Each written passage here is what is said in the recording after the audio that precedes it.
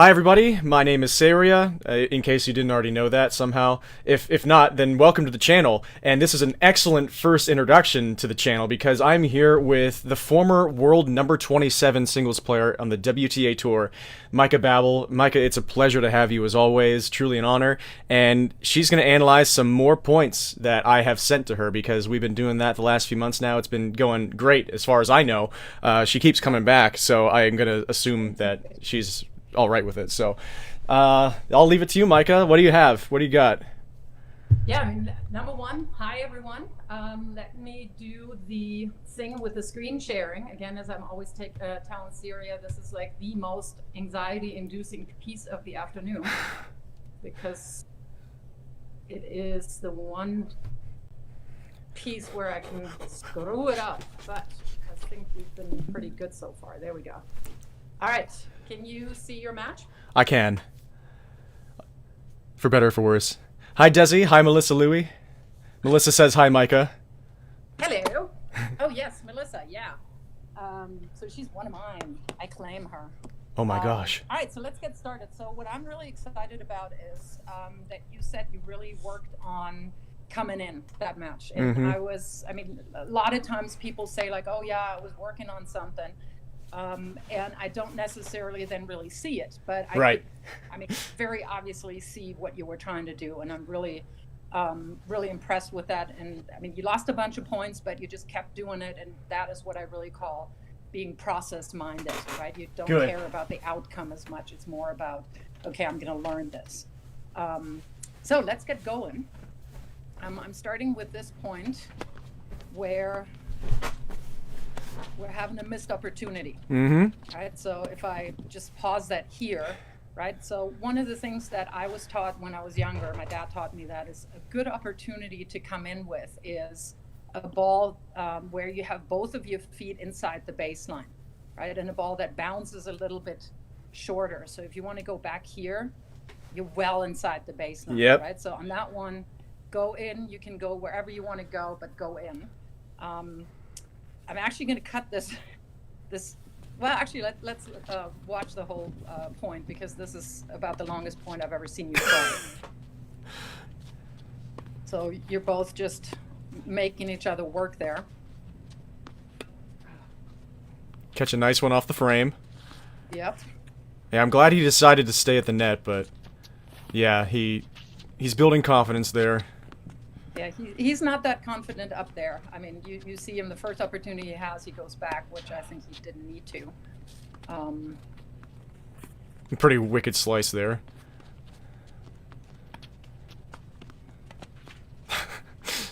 Yeah, and then it was just then it's just some spaghetti. Yeah. Yeah, and that, I mean, one thing there, I mean, at that point, you know, it's really a toss-up who's going to get the point. Yeah. But what I wouldn't do is, right, if you're throwing up a lob here, a high ball, unless you're a glutton for punishment, don't move in, right? Because if he has a high ball, he can get it down to his feet, which he ended up doing. So even though you're kind of, you know, it's a difficult decision, but I probably wouldn't move in. I would probably try to move back to about here and still play. Okay. Games. But at that point, you know, the point was pretty much decided already. So let me go back to another one. Because you're doing a lot of things right. I mean, that is a pretty amazing serve, and you're just not getting enough on the volley. Yeah, I'm very unsure about high volleys. Yeah, and I think you have one or two later on where it's almost like, does he want to take that as a higher volley or even an overhead? So what I would recommend on this one here, when you're starting to get more comfortable at net, or when you're first starting to work on your net game, just go with cross-court volleys, right? So instead of kind of seeing this open space here and potentially wanting to go there, right, just let it deflect off your racket and go back behind him in this case, right? So and instead you kind of, it's a little bit in no man's land. But the higher balls like this, to my mind, that's a high volley. So you did the right thing. I think you made the right choice there. The key is on those balls to keep moving forward and through so that you're not just using your arm, right? Because he doesn't give you a whole lot of pop here. He doesn't give you a whole lot of pace. and you have to generate it all yourself. Yeah. So keep moving forward and through. But I also do want to remind you, I think the first 1 or 2 times I've seen you miss those. Right. So now the next step is now we're worrying about, okay, where am I placing these? Yeah. So I think there's definitely really good stuff happening here. I actually did realize that the other day. He was trying to tell me the things I was doing well after some set play where I was feeling very down about things. And then I remembered after the fact that what really jumped out at me was the fact that whenever I was at the net, I was thinking back to all the times that match, not this one, where I hit volleys and I didn't miss a single one. And that is just a gigantic difference from anything before that, which is something that I felt very good thinking about. Yeah, I absolutely agree. I mean, this is something, think about how, you learn. I mean, first it's like, oh my God, what ball am I taking to come in with? Where am I going up at net? And now you're doing a lot of the things right? You're coming in, still maybe on that, okay, not 1,000% sure how to play it, but you've dumped those in the net plenty before. Yes. So you're making them now, and that's just another step in your progression. So I think you should take kind of pride in that. And that's, the ball that he's playing there, that's unfortunately just a really good passing shot. Yes, it's great, yeah. Anything that we can pick on. And I like to pick on stuff, obviously. All right, so let's look at the next one here that I picked out. Yeah, similar thing there. And there's. And yes, I agree with your assessment. However, you do actually use your wrist there a little bit. You want to use your wrist a little bit. You can snap it down almost. Right. So you're coming in there, and I think it's almost a little bit more, I wish you had done a little bit more with this one. Yes, agreed. Right? So, and that is, again, just go cross-court. Yes. Make it the easiest ball. Since I'm not finding this properly here, instead of just going right back to her. And you just shank it. But yeah, and I take it back with my wrist. That's such a habit where I cock my wrist back, and then I have to do so much more work to get the racket face back where it needs to be. Yeah. Also, before we move to the next point, just to remind everybody, after we go through these points, we're going to be doing a Q&A session. So if you have any questions for Meike Babel, or me, I guess, but usually I'm here all the time. Micah's only here once a month. So if you have any questions for Meike, then feel free to think of some and ask them now or later, and we'll get to you. And yeah, back to you. What is that? Say it now or forever hold your peace? Yeah. Is that kind of, yep. Yeah, he gave up on that one, but luckily But here you're seeing when somebody says, okay, I'm going to work on coming in, they're not necessarily immediately choosing to play serve volley, right? So you're basically, you're choosing one of the tougher things to work on, when you're approaching the net. Serve and volley is definitely something that, not a whole lot of people play and use. And what I do like is that you're using it, right? Because even if you're losing some points, it's another thing. He just can't be certain what you're doing, right? Is he comfortable hitting the ball back somewhere here? Or does he have to immediately, with the first ball, start to get a little bit more precise? And that is something that the longer the match goes, right, the more uncertainty you can create, the better. And yes. What I like here, that's a great serve. Yeah, Usually could have been a little wider.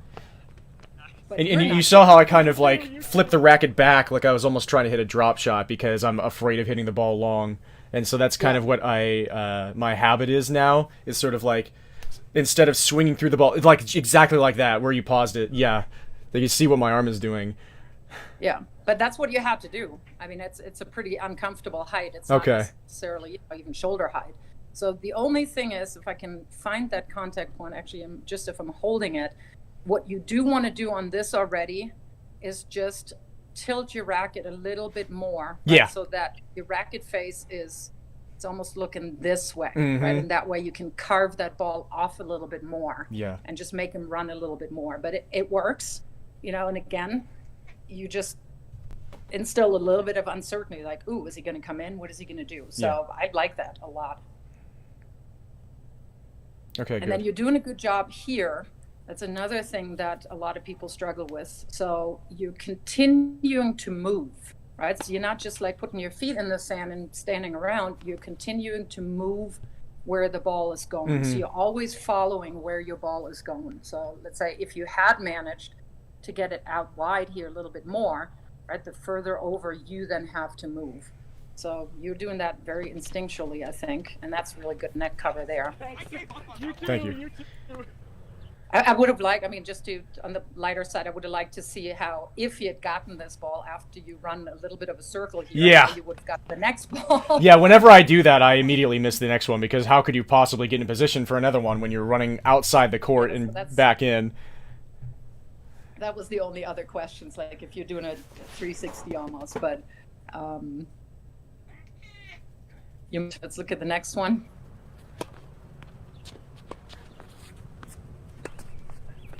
Yeah, good. I agree with that. We'll go over that in a second again.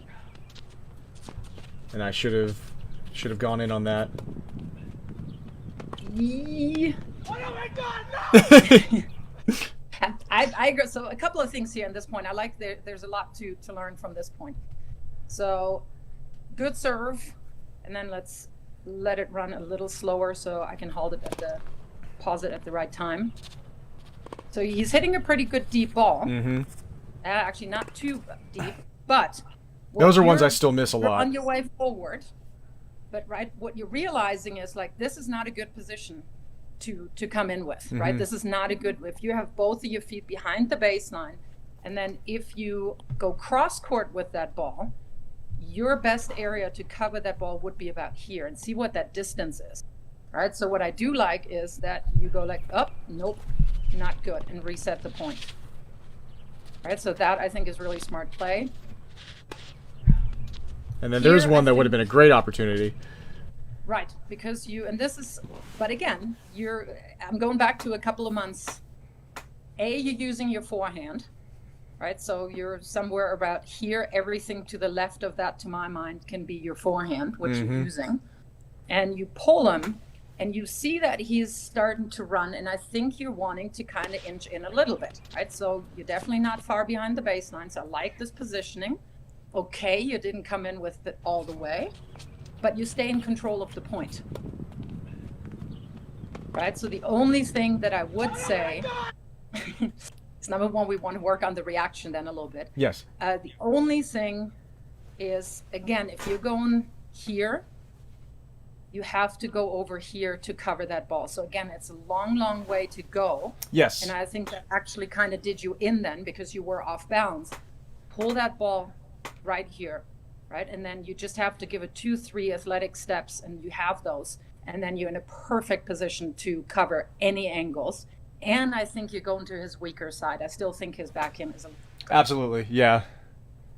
right. But that's we're starting to get into really nitpicky stuff, right? So I'm really, really pleased with you taking your forehand out of this position. A couple of months ago, you probably would have used your backhand. Yes. And, now we can talk about more details, which is what I think I may have said that last time. It's the better you get, it's like a multi-headed hydra or whatever that is. You chop the head off and 2 others sprout. Yes. The more things you can do now, the more little details we have to start paying attention to. All right, so let's go with that. Good serve and volley. Good return. Yeah. It's not about serve. The one thing that I'm thinking is, you as a lefty, because I didn't see a lot of serves going down the tee, right? I would throw some of those in a little bit more. If you get a good slice on the ball, right? If the ball bounces anywhere here, it bounces and then it moves away from the returner. Yes. And again, it goes to his weaker side. Absolutely. Yeah. Those I have to develop 2 serves, because I have the wide serve from the tee and the ad, and I have to develop a consistent slice serve from the tee on the deuce side, and a tee serve from the ad side. So I need to work on my tee serves. Or, as a lefty, always good, right? If you're serving from the ad side, go out. Yeah. The lefty ad wide serve definitely helps me no matter what. Yeah, but just again as variety, right? Because now if we're somewhat in the match for a little bit, and you're only serving out here, then he can sneak over, and again I would still exploit his slightly weaker side. Yeah, and whenever I hit a T serve from the ad side, it's almost always an ace because of people having to set up for the wide serve, and so that's another reason that I'd like to develop that one too. Yeah, and that's, exactly. You as lefties have such an advantage there because we as righties just don't see your serves as much because I think it's 7 to 12% are left-handers of the population, and I don't know what that is. Then in tennis, probably fewer even that play. All right, so the next one I want to get a little bit more into the shot selection of where to go with what shot on the approach shots. Good. So one thing, we already talked a little bit about what balls you need to come in with. So ideally a ball where you have both of your feet or about, right? Both of your feet about inside the service line, and a ball that bounces a little shorter is one of those balls that help you get that position, right? So if we see where his ball bounces, it's around the service line. So now it becomes a little bit more of a thing, where does the ball bounce? And one of the kind of rules of thumb I want to say that my dad used to give me is, if the ball bounces here somewhere in the middle of the court, you can go either way. You can go cross court or you can go down the line, because for you to get into your best volley position, the bisector of an angle, you have roughly the same number of steps. So this is a really good opportunity if it's in the middle of the court to, again, use your forehand and then pull it cross court, right? And you're doing that perfectly. Okay, maybe not perfectly. I don't want you to get too big-headed. No, yeah, it was one of my best shots of the day, but it could still have been better, Yeah, right. No, that's good. And then you just play a nice, good ball here, see how far back he is, and just, get that ball in there. Just make him move forward. That's awesome. All right, then the next one that I have marked is... Yeah, that one I was trying to take all the pace off, that one. But I don't know if you marked it. Yeah, no, and I had no footwork. But yeah, let's look at it. See, this is a great serve. Thank you. That's really good. You just have to get over here. Yep. No footwork here. I think you're getting a little too cute. Right? And so this is one thing. See here, he's not even in the screen here. So just stick your racket out, make sure you move through with your feet and redirect the ball into the open court. Because it's really difficult to play a drop volley from a high position here. Even if you make it, right, that ball bounces pretty high. So on that one, I would say maybe even a very similar volley to what you did in the previous point, just somewhere around here, and he's probably going to be toast. So don't be too cute. Yep. Yeah, that's like a fadeaway, no look 3-point shot in basketball, sort of, that you tried there. All right, the next one here. Hey, a T serve. Yes. You just battle it out. Excellent. Yeah, so on that one, it looked a little bit, though, when you were serving, and I'm trying to put it to real life pace, like you were hesitating a little bit. Yep. Do you remember why? Maybe play it one more time, and I'll see if I can remember what I was thinking there. Because that's a good serve, and on none of the other. I think I was maybe just worried that I didn't hit my spot well enough. I don't know. Because I think he might have actually... Did he play a forehand or a backhand? It had to have been a backhand, right? I don't know. I probably just was... I was probably doubting myself at that point in the match. I'd probably made enough errors and was feeling poopy enough about my life that I was just like, oh, everything I do is going to be wrong. So maybe that was just all it was, but... Got it. But this here is good. And this exchange here, just, get the ball over. If in doubt, right in the schnout is one of right. the other option. Just go to the body, and that's sure you didn't mean to, but that's exactly what you want to do on that. Because if you're trying to pass in any way, then you're just going to pop it up. So. It was a bit of a miracle that I made that one, but you take those. Yep, I would.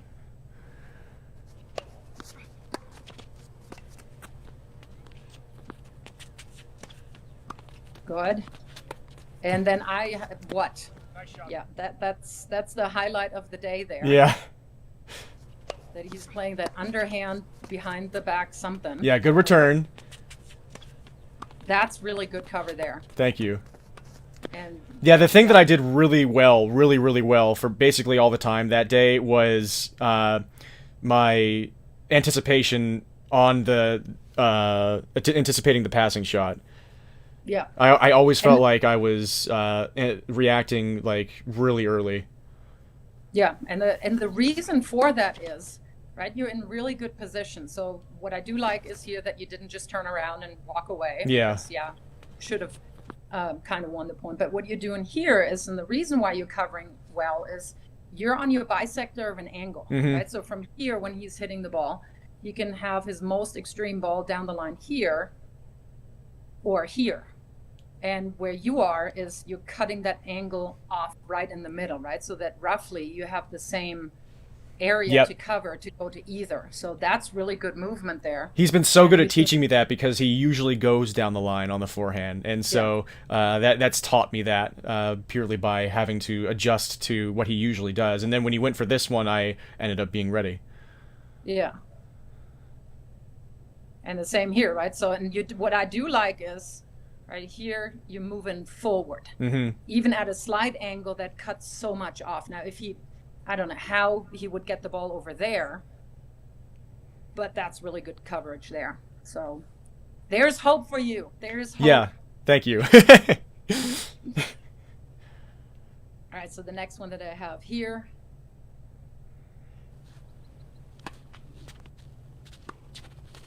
I think I remember this one. Could've. Yep. Could've, I agree. So the one thing there, though, I'm thinking that's really situational, right? If you see that you're hitting such a good return, right? It's not necessarily that you can that you can plan. Okay, I really want to come in with that. But again, if you see him moving that far, that's potentially an opportunity to come in with. But it's not anything that I'm not being too worried about that. I agree. Yeah, like sorry, go ahead. Yeah. The only thing is then if you do miss that opportunity, right, that you're then restructuring or restarting the point, because that's one thing that I'm seeing a lot of people do. If they feel like, oh, I missed an opportunity, they then come in with the next ball, which is no longer an opportunity. Right. Yeah, you see, especially in this case, he hit a really deep ball to my backhand. And there's no way that you can come in with that. But that goes higher and just set the point. That's a good slice. Yep.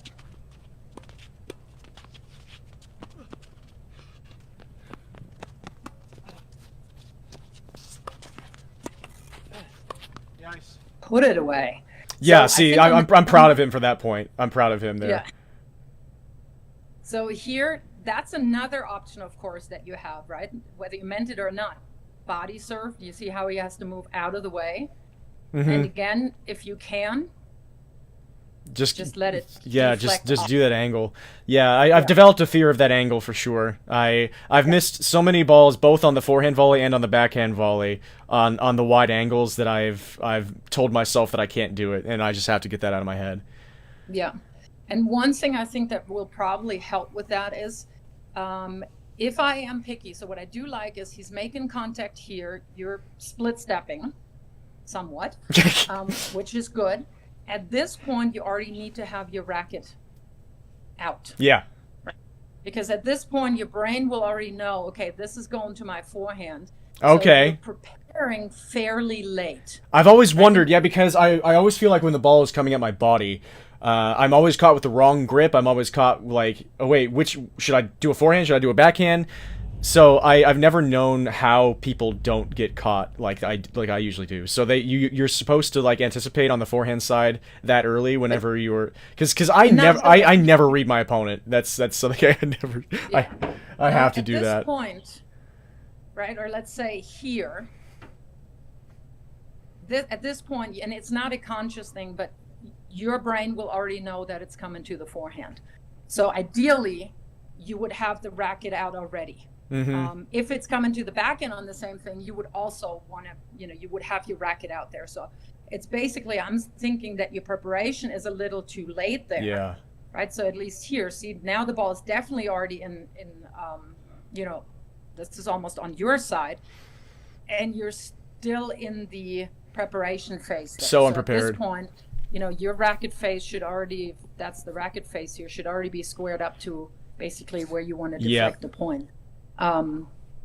But just to to answer that question, basically, if you did get a ball like drilled at you, for you as a lefty, you want to use your backhand side pretty much anything that comes to this side. Yeah. Right? You can pull up your elbow here. Yep. If the ball goes to in this area here and you try to hit a forehand, you jam yourself. Right. So maybe in this area here, that would be a forehand. So it's, if it comes to your hitting hand side, that's when you use that you let that wrist drop a little bit and get the elbow up, which is a little difficult to describe now because I don't have a screen. But that's how you figure out. And that's something that you can do on the ball machine. Just set it so that it's really drawing the balls at you. And you will naturally adjust that way. Yeah, I had it for a while too, where I was doing that very sideways slice motion to dig it out and like create all that underspin. And it felt very natural for a while. And it's just something that you have to keep practicing. Yep, agreed. All right, let's fast forward. Let's maybe do... Yeah, I'm glad that he was so confident with those shots. Yeah, and you did a good job at giving him yet another ball, right, to play defense on. So don't just be proud of him, be proud of yourself. Yeah, it was fun.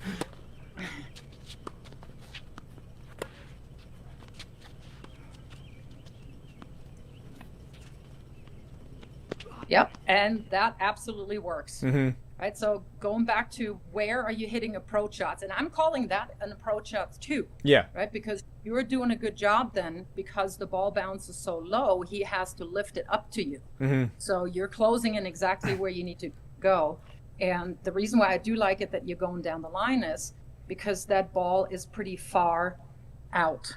Right, so if you had drop shot at cross court here, to cover that ball, you would have had to go all the way over here. Yeah. And again, that just gives you so many more steps to take, right? And you're just, chipping that ball right over 1 or 2 steps. Let's see, you're making contact. Let's see how many steps you're taking.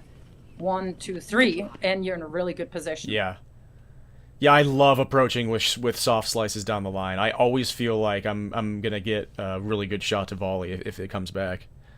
Yeah, because they have to lift it up to you. So I think that's really smart play. Yeah, I need to do it more.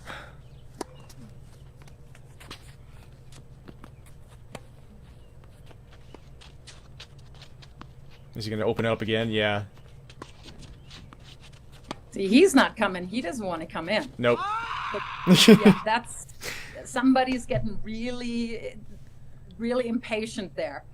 Right, so let's talk about the drop shot there from, where are you? I was not trying to drop shot. I was trying to float one back because I was moving back. I never know actually how to swing when I'm backing up on these high bouncers. I was just kind of trying to dink it back and then hit it off the frame. Got it.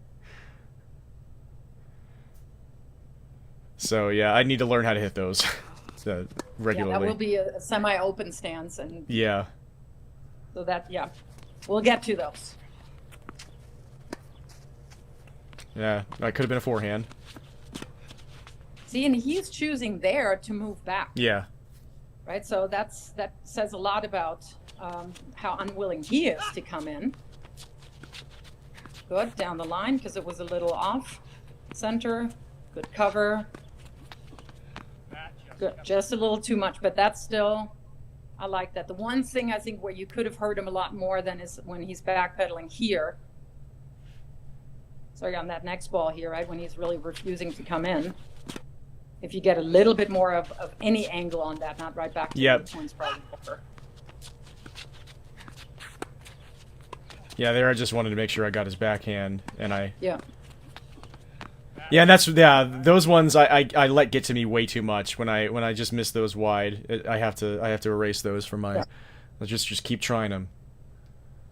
Yeah, and I think that's just again a little firmer. Although that's by so little. I know they're totally frustrating, but that's so little that you miss it by. To me, that's almost not. Yeah, of course you're making an error, right? Of course you're losing the point, but it's still the proper play. You're making him work, and he has to really work on that last one. So if you miss that, I don't really have that much of an issue with that too. Yeah. And that's all I got. I think all the other ones are somewhat repetitive of what we already talked about. So let me go back to the screen here. Excellent. All right, so it looks like we'll be transitioning into the Q&A segment for until about 9 p.m. or earlier. So I'll start off. If anybody has any questions, again, in the chat, please drop them in the chat, and I can ask her. I'm going to start off because somebody actually asked a question for Meike in my promo video. And so I'll start off the Q&A by asking that question. Hi, everybody. It's No, shut up, Saria. All right, do you have my... Can you see me? Am I back on regular TV, so to speak? Yes, you are. Okay. Am I upside down or am I good? You're not upside down, but you're vertical. So it would look a bit better if you Yeah. Now I'm upside down. Now you're upside down. Okay, we can work with the vertical. That's okay. It will have to be vertical. I don't know why my iPad doesn't allow me to go not vertical. Okay, that should be fine for now. Okay, so also thank you, Chris, and hello.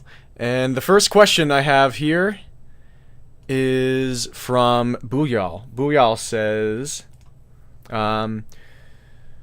would be interesting to see her opinion on online coaching. For me, I would prefer to get tips live and practice them live, but maybe I just don't have the work ethic to go back and focus on the coaching video. Yes. What do online students need to do to get the most out of online coaching?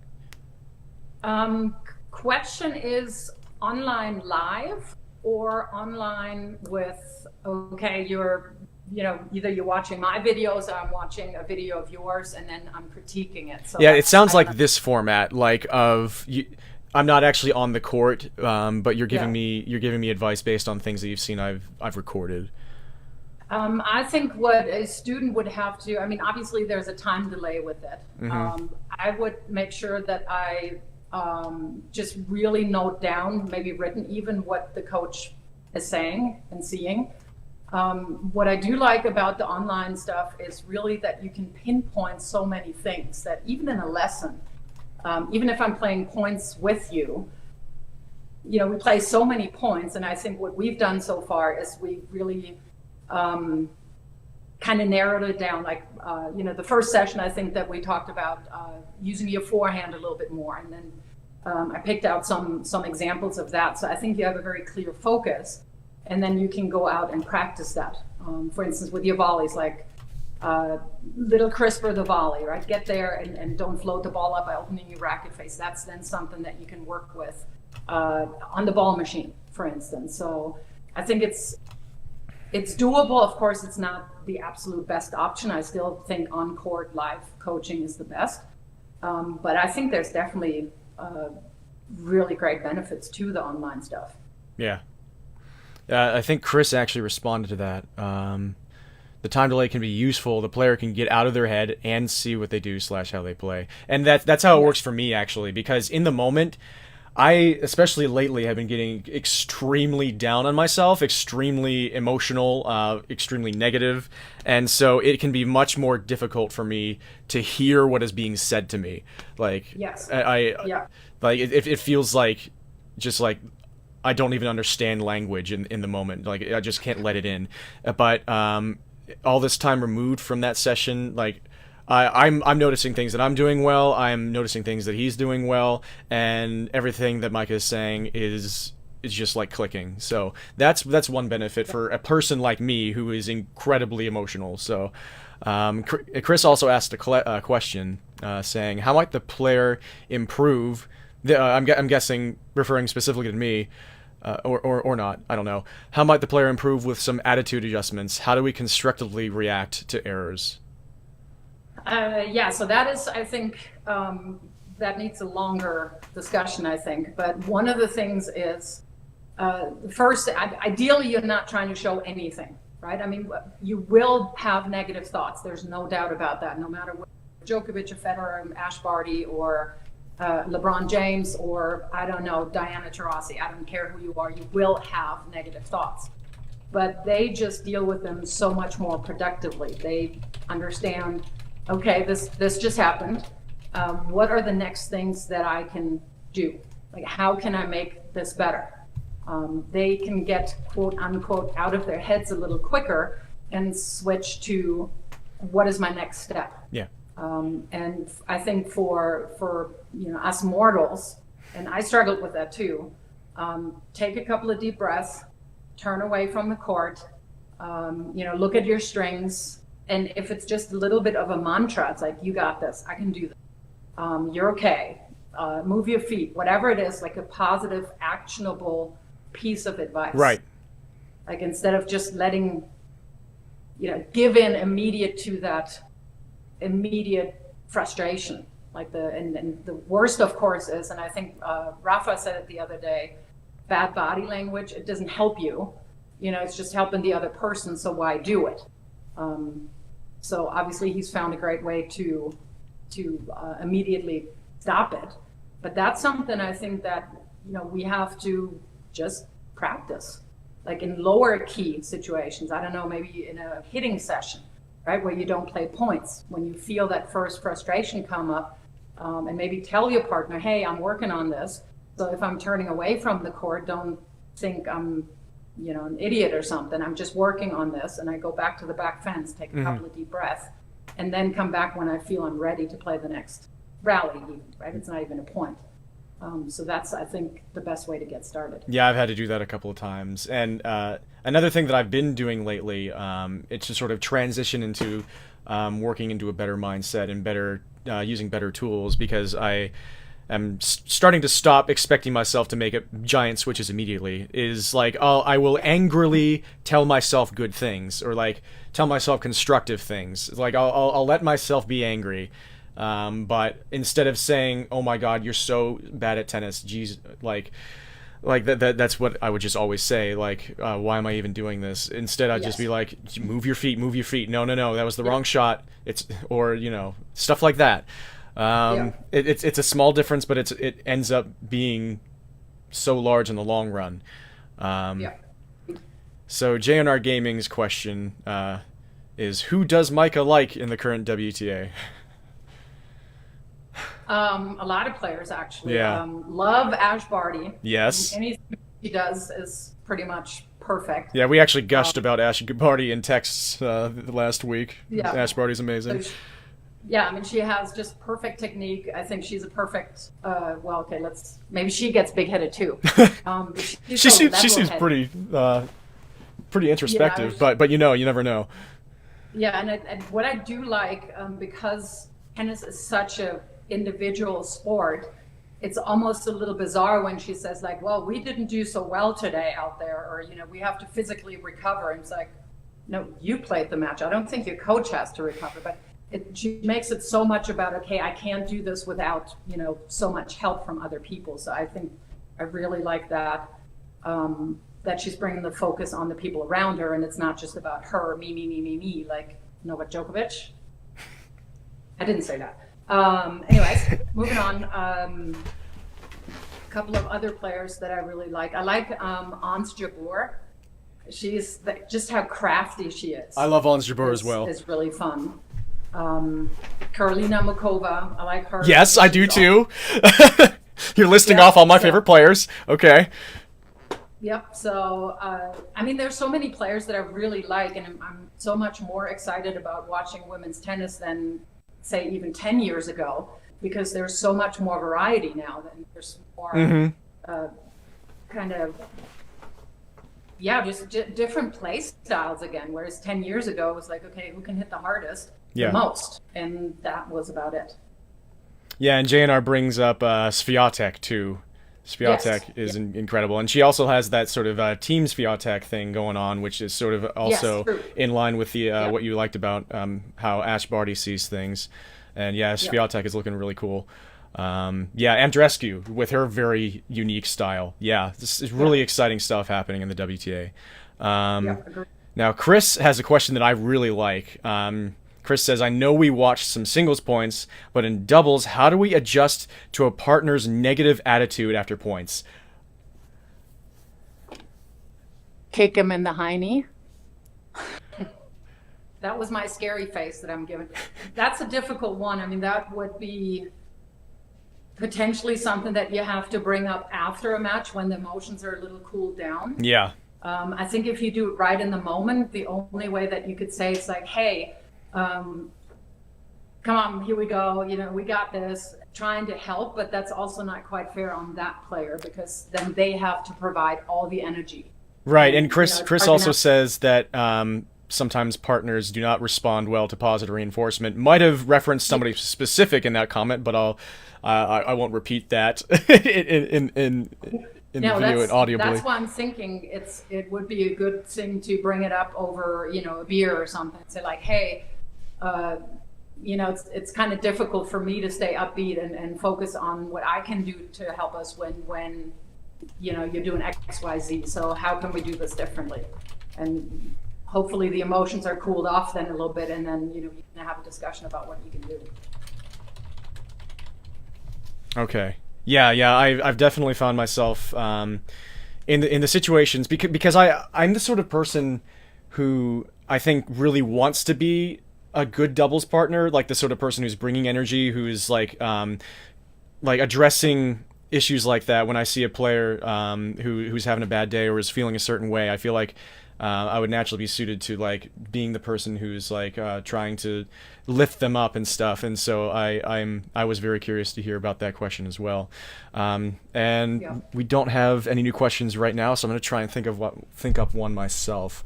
Or if there's anything that you just in general, is there something that you've been asked recently in lessons that jumps out at you right now that you think you could provide for free for YouTubers here?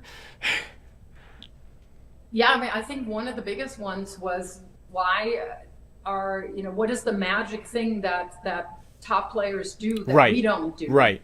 And I think it is dealing with negativity. Mm-hmm. I mean, if you're digging in a little bit more about what they say in press conferences, or let's go with Iga Swiatek. I actually did, shameless self-promotion, did a video about this. I mean, she was so negative in her match. I think it was last 16 or whatever it was against Krejcikova. Yeah. And resorted to moonballing. And that's something that you never saw in the French Open last year, right? Or at least her like she was just like the Terminator in that tournament. Yeah, because she just dominated everybody. But that match, I just by accident kind of watched a little bit, and I was like, huh? I mean, she couldn't get a ball in the court, and when she talked about it, then that was negative. I mean, the stuff. I mean, she didn't say exactly what she was thinking, but it was very negative. And one of the reasons that they're top players then is that they don't care what anybody else thinks about how they then find their way back into a match. I mean, she started moonballing, which is obviously a very legitimate, tactical way to get back into a match. Yeah. And that she still kept believing, like, even though I play like an absolute beginner, pretty much is what she said, I can still win matches. And that's, I think, when we normals, mere mortals, at some point we just say, okay, I can't win this. And then our brain kind of shuts down and we stop processing stuff. And the top players, again, look at Rafael Nadal. How many match points was he down, or 5-2 in the third, or whatever it was in Rome? And he finds a way to win every single time. Yeah. So you have to really beat this guy 18 times. And that's the difference. They just keep processing, whereas we kind of tend to go like, okay, I'm going home. I'm going home now. Yeah, it's always amazing to see the situations when other players are the ones who adapt, like especially when it's in a direct clash, like Medvedev versus Nadal in the ATP finals last year, where the year before that he was the one up with match points against Nadal, and Nadal came back and won. But the year after in the ATP finals, Nadal was serving for the match, Medvedev came back and won, and it's in sort of like that direct dichotomy. It's kind of incredible to see those situations where different people, especially somebody like Medvedev, who usually mentally is like portrayed even more so as like the opposite of Nadal, where he's the one whose emotions get the better of him, or just someone who's like, oh, Medvedev antics.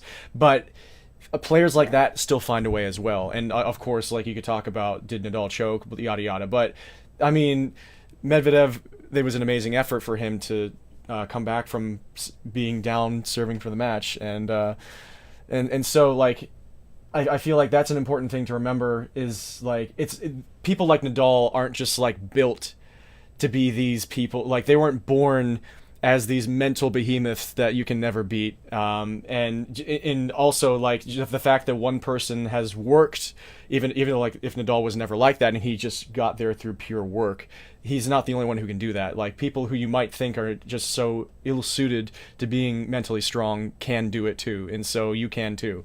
That's I guess a soapbox. You just have to work on it. Yeah. Just have to work on it, just like you work on your forehands and backhands. But yeah, I think one thing that also is what a lot of people don't necessarily understand is we have such a weird scoring system. Yeah. You know, because it's never over. Like, for instance, with Swiatek against Krejcikova, if they had stopped it after an hour, you know, like I think basketball is an hour, I think, like 4 quarters, 15 4 minutes, quarters, yeah. Football, you know, it's done. I mean, she was down 6-2 something.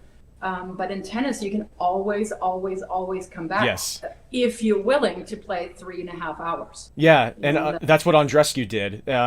I feel like Andreescu, that's what she's always done, is that she would always be down like a set and a break, and she would win every time, like when she was first starting to win all the time. And Coco Gauff was the same way. When she made her first Wimbledon run, she was always like, if not a set and a breakdown, she was like a breakdown in the key moment, and she always came back. Like she always made that push that and went to place that the other player wasn't willing to go, or just went to a place that she was able to stay. And maybe it doesn't always have to be about the other player. Like it's that place where you are able to be, and that's stuff like that is really inspiring to watch, I think. No, I agree. And so, yeah, still no more questions right now. So I think I have one, or at least, yes, I do have one. So on the subject of like seeing all these people that like you're talking about, us being mere mortals, and like the people in the pros, like all of these celestial beings on the pedestal. You also see the opposite of that, not just the Medvedevs, but you see the Kyrgioses, the Tomics. So I'm curious to hear what you might think about like takes like that, because I mean, obviously those people, we can't really like look into them. Like this is what the commentators talk about all the time, where Kyrgios is like, he does what he does because he wants to. He does what he does because he's Nick Kyrgios. And because like that's how he wants to live his life. And I feel like the same can be said for Tomic. For the most part, I feel like his situation's a bit more complicated in some regards. Yeah, but he's a little weird, but yeah, when it comes to balancing, I guess, how much you want something with how much you have to sacrifice, no matter on what the level is of like how far you want to go with it. How do you think, like, what is your advice toward finding the balance between like finding your full potential in anything? If I mean, obviously we're talking about tennis here, so it could be about tennis, it could be about that. How do you find the balance between just like doing the work and putting your foot down and trying as hard as you can to get better, and balancing that between being good to yourself and being easy on yourself, and like knowing how to find that balance? I guess it's a very, very long-winded question, and I don't know, but I mean, I think I know what you're getting at. So the one thing that I know from my own career is that there were definitely times when I could have done more, but it got uncomfortable. And unfortunately, I didn't have enough guidance to, or maybe an experienced player, and that's, you know, or a really good coach who had done it before, to understand like, hey, this is what's happening to Meike right now, and somebody else needs to provide some input, right, or some push. I mean, yes, a lot of the top players obviously are self-driven, but they're never self-destructive. So it's, you know, when the balance, I think, is that you really, really want to do everything that you possibly can. So when you look back at whatever you're doing, right? If it's like I just started playing tennis, or I'm a 4-5 player, or I'm a college player, or whatever it is, that when you look back, that you never have any regrets. Yeah. That you know you did the best you can with the information that you had at that point. And I think that's why it's so important for, I almost kind of want to say for like a Nick Kyrgios or something, if like, could somebody at least have the conversation with him? It's like, you have phenomenal talent, and he could do better. He could do better. I mean, there's no doubt about it. What are you going to, I mean, say in like 15 years when you look back at your career, right? Are you going to have regrets or no? He might not, you know, maybe he's super happy, and that's great too. But you at least want to give him the opportunity to have that thought process. Exactly. Saying, you know, if you stop doing XYZ, and I don't know what he's doing, I find sometimes he's just too much out there to entertain people, and that's great too. I mean, that's why, you know, people are paying a boatload of money for tickets, but is that really all you want to be? And is that really all you want to stand for in your own mind in 15 years? So that's always kind of the conversations I'm having with people, you know, when they, like juniors, when they say, oh, I want to play Division I college. Okay, are you doing everything you possibly can right now? Yeah. So in 6-7 years, you don't have to look back and say, oh, wow, exactly. You know, yeah, that was the conversation with me more. When I was a junior golfer. That was exactly what the questions were. Yeah. And I feel like I should have approached my question that way, like from your experience of being like growing up, becoming a professional player, and now being in the retrospective of your career and being in a new phase of your career. So that puts such a unique perspective, and I'm sure that's why so many professionals of tennis look at people like Kyrgios and Tomic and others, and they're like, how could this happen? And Kyrgios actually has gone on record. He's quite honest about this thing quite often, and like he actually did an interview with a good friend, Elliot Loney, on his channel, and was talking about this. And he, for the time being, I think he's aware of the fact that he can't truly know how he's going to feel down the road, but he's aware of. That he knows that he would be better. He could like have the potential to do so much better things, but he knows that he just does not want to do it that way, and so he's doing things the way he wants to, the way that he feels now that he's not going to regret down the road. And there's the tough part about like the way we all live our lives and the way that we all pursue interests is that we can plan out those things, but we never truly know. But someone in your position, I feel like this is why it's such a great opportunity to be able to do a Q&A with you, is because you were in such an extreme position. You're in such this challenging and weird environment and lifestyle, and but also just so like there's so much you could learn and gain, and it gives you such a perspective that not many people in the world have, and so that's I'm glad for your perspective. And I'll move on to a couple more questions before I let you go. So, because a couple more came in here. So Joseph GDB says, how do you build / work on touch? Really good question. You know, the mini tennis I start pretty much all my lessons with mini tennis. And if Melissa is still on the call, then she knows that, or on the live stream, then that's something I do every time. And it's not for me to kill time or something, or I don't know why other people do it, but it's start with shorter court, even a yard off the net, and try to just bump the ball back and forth. Yep. Use junior balls, right? Because you have to manipulate them a little bit more. And then gradually work your way back. Set out cones with different distances and different angles from where you're standing, and just try to hit the ball there. I know it looks a little funny when people do that by themselves, but literally have a basket out there. It's really fun. Put some targets out that are maybe 7, 8, 9 yards away from you, and try to hit the cone. Or, the hoppers, the ball hoppers, try to lift the ball into that, the hopper, and not like hit at it, but lift it into.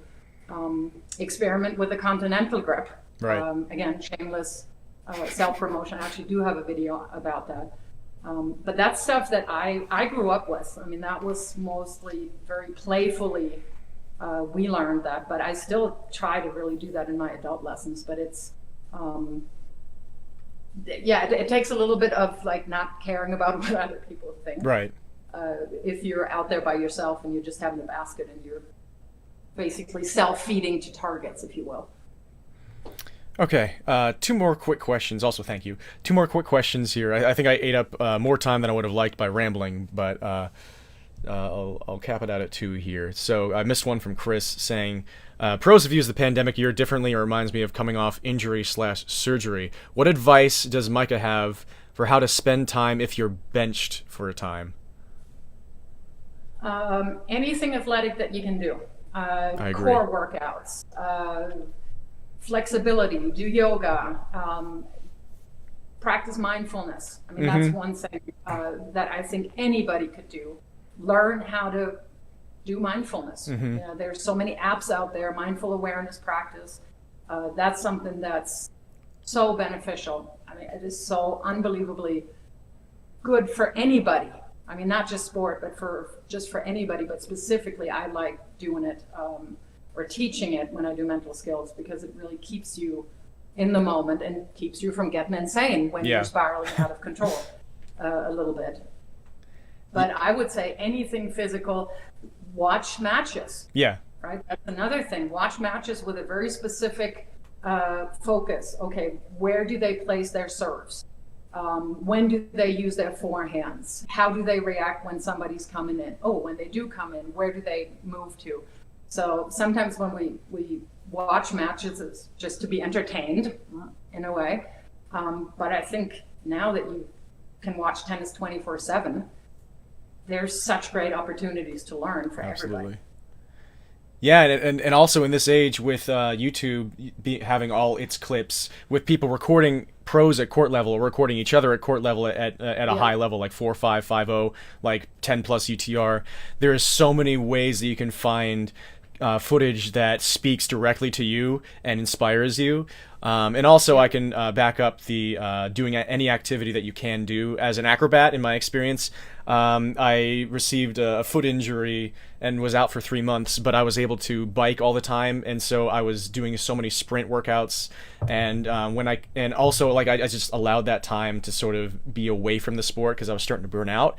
When I came back, I was immediately at my peak, and I was performing way better than I'd ever before and just loving it. And so I'd also say be open to if you feel like you've been needing to rest or like things have been bad mentally for a while, then maybe you could also see this as a break. And of course, like continue to condition however you can, because I can say from experience that really works wonders, and you could end up being better than you were before your injury.